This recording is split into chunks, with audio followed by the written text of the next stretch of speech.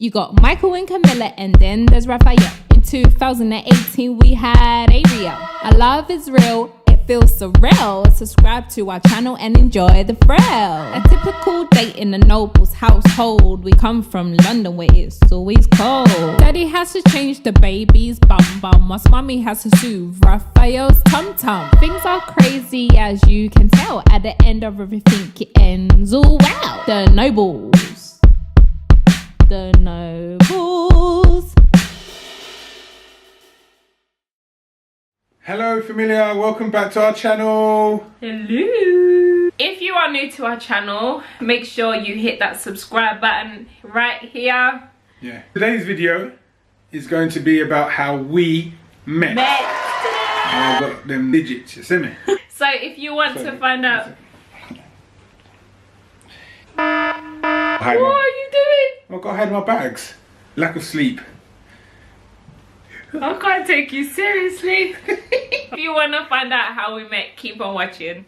It was November 2015. Yeah, what date? Oh god. The 11th. Basically, we both had work that day, right? I was working, so was you, I was right? working, yeah. And then my friend said that her friend was having a housewarming party and she invited me to come. I wasn't gonna go, but then I thought I haven't got work the next day, so and you why could meet not? the guy of your dreams. I didn't think that, babe. You must have thought that you never know there was a chance you could meet somebody unexpectedly. That's how I was thinking at the time. So you always wanted to go out to meet someone? No, it was if I wasn't planning on meeting somebody, but if it unexpectedly happened, then I wouldn't complain. No, I wasn't looking to meet anyone at the time, but my friend invited me and I was like, yeah, okay, cool. What about you? I know the person for quite a long time, and yeah, I just knew that they were having a housewarming party. So yeah, I wasn't really gonna go. I didn't have work the next day, but I was just tired from work, and I wasn't sure if I was gonna go. Yeah. So yeah, like a couple of my mates were going as well. So I thought, yeah, let me just jump on the bandwagon and go turn up. We both was at the housewarming party. When I walked in, I did see him, and as I think we mentioned before, I don't know if we have, we used to see each other around because we were from the same area, but we never spoke. Yeah, ever. I was just here around, but I'm like a predator, you see. What do you mean? I'm like a predator. When I see my prey, I hunt it, and eventually I'll get it. And that's kind of what happened. I used to see her around. So basically, I was an animal that you was looking to. No, you don't. No. Basically, what happened was, I used to see her around. I was like, this girl's decent, pretty, Take it. naturally pretty, and I like natural beauty. Yeah. I always investigate with my friend. Like, oh, where she live? What's her name? Like when you walked in, you saw me, the first guy. I didn't go in thinking, oh, this person's nice. When you saw me, what was your impression? I was just like, oh, there's that guy that I always see. What, you didn't think he's alright? Yes, I thought he was nice. So the night was going along steadily, and I thought to myself, this is an opportunity to talk to this girl. We're both in the kitchen, so there was a few other people there and we was having a conversation in the kitchen. Both agreed on something. But then we got kicked out in the kitchen. Yeah, because they were cooking. So yeah, and then I carried on stalking my prey. Went into the living room, and then I carried on speaking to you, isn't it? Yeah, there's a picture I'm going to show you guys. You know the thing called personal space? That didn't exist for you. So like a predator needs to protect his domain. That's what I did with her. I didn't let her go. I closed her space. And that's it. I made her space my space. First place, my place. Should I try it in the first place? Yeah, we just was talking. And then yeah, like obviously you was seeing somebody that I knew previously. But, you know, like I said, you know, we can still be friends. Like, you know, if anything ever did happen. Please. I'd be the friends, really? No, because I feel like even if you did say, oh, let's just be friends, I feel like in the back of your head, you will always try to make it more than just friends. Well, maybe. See? So it was obviously, that was the awkward part of the conversation. But then after that, it flew by nicely, didn't it? Yeah, so we was just talking and then he asked for my number. Oh. Go on, babe, finish. Well, never in my life have I spoke to somebody and when I asked for their phone number, they said to me, imagine this. She said, if I find a pen and paper, then she write down her number. I was like, what the hell is this? Find a pen and paper. Like, I didn't imagine that. This is a house. Obviously, the first time I've been there, you're not going to go walk around the house or go and say, oh, excuse me, have you got paper and pen? I want to play noughts and crosses. But I was like, what? That threw me back a bit, but Like Threw you back in what way? Like, it was just like, oh, maybe she doesn't want to give me her number. well, no, because I said no, remember? Yeah, you said that. And then he asked me again, and then I was just like, yeah, if you get pen and paper, I'll give it to you. Yeah. I mean, you got if somebody knocks you back once, you got to keep trying. I say 3 goes. If you're not successful on the 3rd go, then hasta luego. I think I actually went and tried to look for one. Anyway, so I thought first of all that was like quite a unique quality because you know somebody doesn't say that to you often. So that was quite impressive, even though I was a bit like, whoa, but I was impressed. And then that was the whole point, ladies. What happened after that? I was just still talking, and then think you was gonna leave because the people you came with wanted to go. I didn't want to go. I wanted to stay because I didn't want no other man to like move to her. I think after that you have a friend who I was like, look.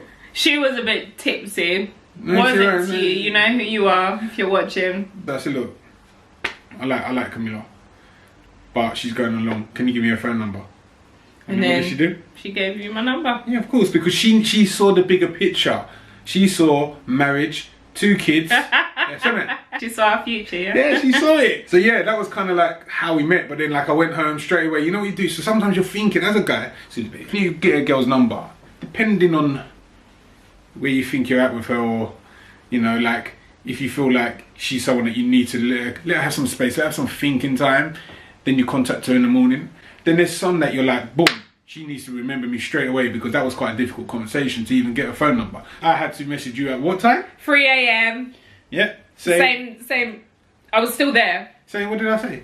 Street. You stayed out to that time these days, anyways.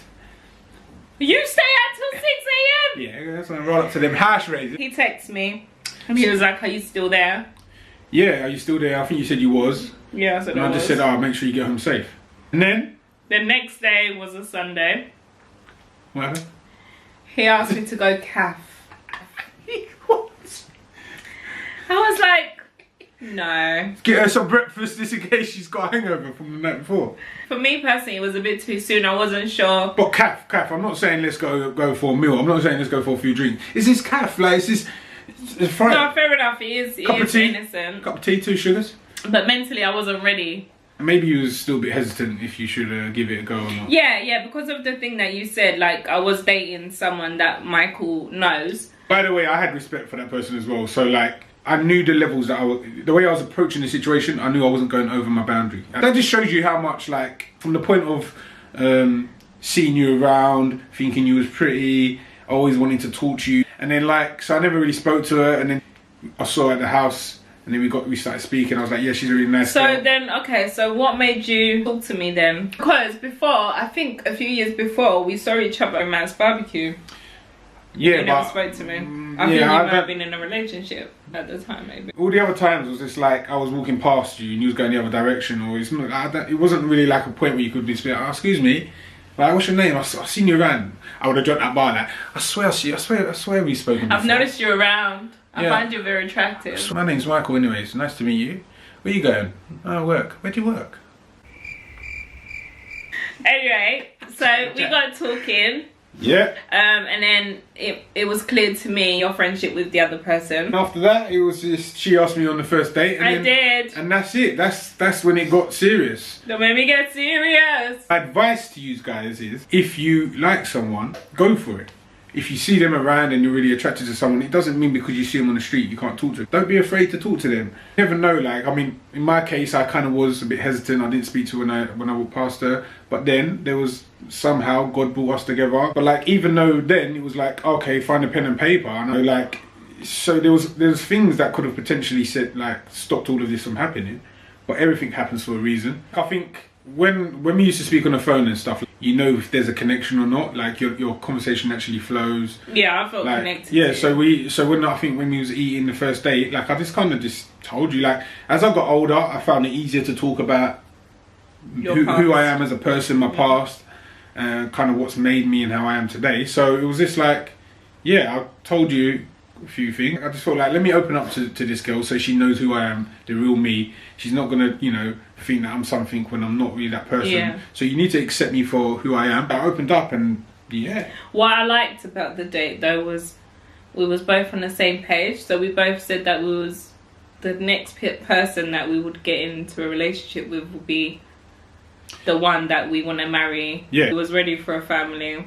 Like both of us was on the same page. Yeah, I think as you get older, like there's only so long you can live in the fast lane. Like I'm like 32 now. I'm happy. Got 2 kids. I'm married. Decent career ahead of me. So it gets to a point that you need to be ready for the next step in your life. And at that time, we just happened to be ready for the next step. Yeah, it just went from there. It went from like strength to strength. Yeah, then the brain surgery happened. Yeah, that brought us closer together. If you guys haven't seen it, I will put a link below. Guys, if you see someone, fight for it. If you really like them, like you make it work. Yeah, just try and speak to them. Don't be shy and just be yourself. Like don't try and be something you think that they want you to be. That's how we met. If you have enjoyed this video, give us a thumbs up. Share our video. Follow us on our Instagram page as well, The Noble Familia. Give us some ideas of what videos you want to see. And what you want to get to know about us as well. Yeah. We're here for the taking. Anywho, subscribe to our channel and enjoy the friend. Thanks for watching our video and join us on the next one. Mwah. It's funny. Riding my pony, my saddle. Alright, it's kids watching it. Thanks for watching. I dig it. Come on. Your honey, let's do it. My mama be watching this, man. Sorry, Mom. It wasn't me.